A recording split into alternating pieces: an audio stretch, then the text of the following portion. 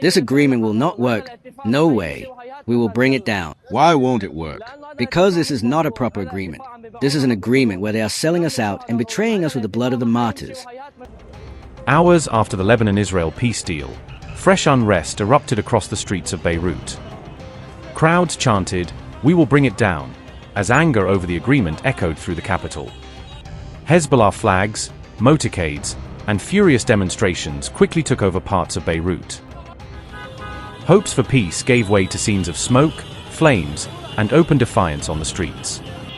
Protesters made their message clear: there can be no peace without a full Israeli withdrawal. The biggest question now is whether Lebanon can uphold a peace deal that Hezbollah refuses to accept. Protests erupted across Beirut after Lebanon signed a US-backed agreement with Israel. Late on June 26, Hezbollah supporters filled the streets, waving Hezbollah and Iranian flags in protest. Motorcades of Hezbollah supporters moved through southern Beirut as smoke rose over parts of the city. My only mistake is that I defended my home. My only mistake is that I defended my wife and children. This is a mistake that I made. I am every human. I am a person against Israel. Anyone who wants to recognize Israel as my enemy, just as Israel is my enemy. Joseph Aoun is my enemy just like Israel is his enemy. Joseph Aoun doesn't understand anything about Netanyahu. Neither him nor Nawaf Salam, because both of them are Zionists. What is my fault? What is my fault if I'm defending my land and my children? I want to address a message to the Christians in Lebanon, who are my brothers and my family. I want to tell them, this is Israel, the one that killed.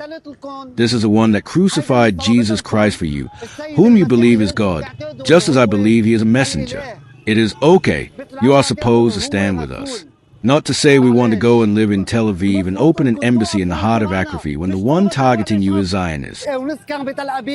We want to ask the Lebanese army, instead of bringing reinforcements and other things, they should have brought reinforcement to the Kfar Tibnit barracks, which they evacuated and put on the media, and they were happy about it with the Lebanese media. They took out Lebanese flag from the tank and all that. They took them out without weapons and so on. They were happy with them. We put it on the media. No, you won't go up. Take the reinforcements and go up. It is limited. Don't come here to the airport road to beat us. We said, who are you coming to beat? We and they are one. We know that they are part of us, and they know that we are part of them. But go back. Back off. Buddy, back off. We only want one thing from them, which is to treat us humanely or to stay out of it. Lebanese security forces were deployed across the capital, setting up checkpoints to prevent further escalation. Under the agreement, Israel and Lebanon reaffirmed each other's right to exist in peace and pursue a lasting settlement. The framework calls for Hezbollah to disarm, while Israel is expected to withdraw its troops from Lebanon. Officials described the agreement as a first step toward ending years of cross-border conflict. Thank you. Today is a good day in that we are happy to announce a framework agreement between the sovereign government of Lebanon and of course the government of Israel, with a mediation and support of the United States of America that begins to put in place a framework for lasting peace and security. And that's what these two nations deserve. The people of Lebanon have suffered tremendously now for decades as a result of outside interference in their affairs, of countries trying to use the country as a launch pad for attacks. And this is not what the people of Lebanon want, and that's not what they deserve. What they deserve to have is what they once had, and of which there is recent history of, and that is a prosperous and peaceful country, a diverse country where people of different backgrounds were able to live and coexist side by side, and in many ways was the envy of the region and of the world. And it will take a lot of work and some time to get back to that point.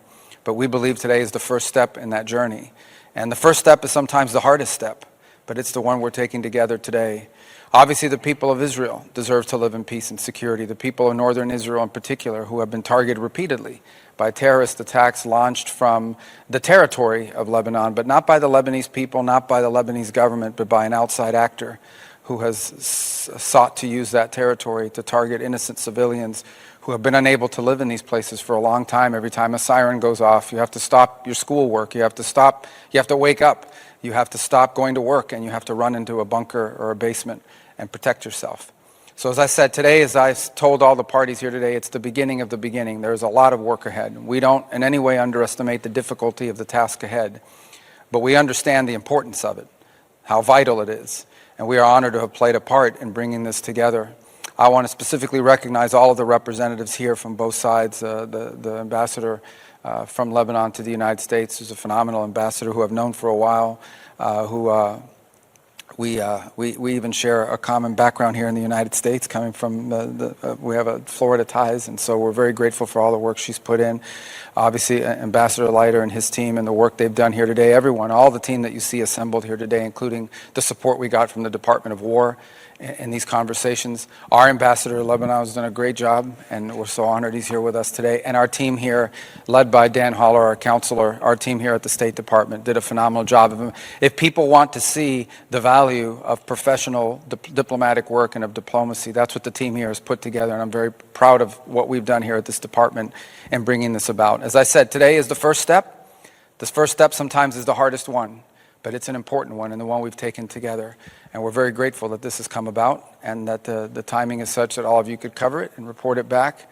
And hopefully we'll have many more of these conversations and make real and tangible progress so that the people of both of these countries can be hopeful about their future, a future of peace, a future of prosperity, a future of mutual coexistence in a way that's beneficial to the men and women and children, including those not yet born, who deserve what all people deserve, and that is the right to live in their country without fear of harm, without fear of war, without fear of conflict. And that's what we hope to be able to facilitate and achieve. And today we've taken the first step in what will be a difficult journey, without a doubt, but an important and an essential and a necessary one. And we're very proud to be a part of it. Thank you for covering it. And now I think we will formalize what our conversations here have been about. Thank you. On behalf of President Aoun and Prime Minister Salam, we would like to thank President Trump, Secretary Rubio, Councillor Holler, Ambassador Issa, and the U.S. government team for hosting and facilitating these historic talks in Washington, D.C. The trilateral framework we signed today is a first step on the road to restoring Lebanese sovereignty and territorial integrity, securing a permanent and final cessation of hostilities, enabling our people to go back to their land, and allowing all Lebanese to live in peace, security, and prosperity. This was a long and difficult meeting. We are grateful to the hosts and to the two delegations for their cooperation during these talks. This milestone was made possible through the leadership of President Aoun, the tenacity of Prime Minister Salam, the resilience of Ambassador Karam, and the patriotism of the Lebanese armed forces. Thank you all so much.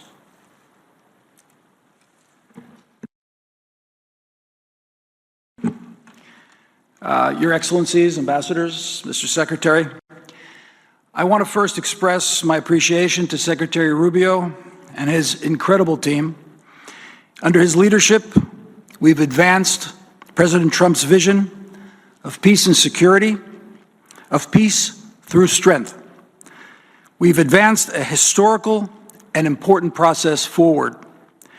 I want to express my deepest appreciation to my colleagues, Dr. Dresden of the NSA, our Foreign Ministry personnel, our IDF officers, who worked alongside, together with me, under the leadership and guidance of Prime Minister Netanyahu and his team back in Jerusalem.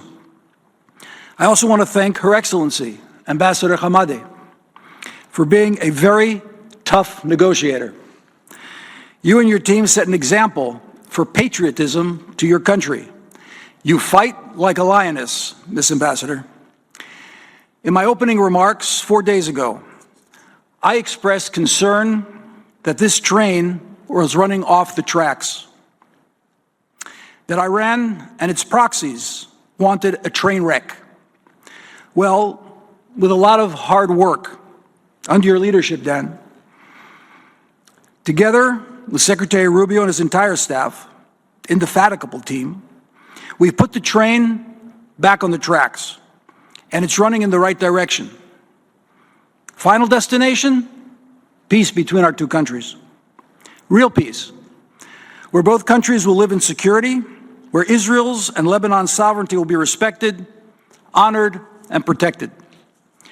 In this performance-based trilateral framework agreement, Iran is out, Hezbollah is out, and the road to peace between Israel and Lebanon is in.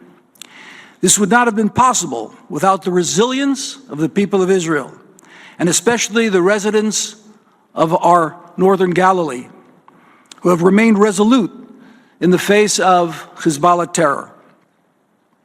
And last but not least, I want to thank the real heroes who have made this possible, the men and women of the IDF, who selflessly defend Israel, many of whom have given their lives in the battle against Iran and its proxies.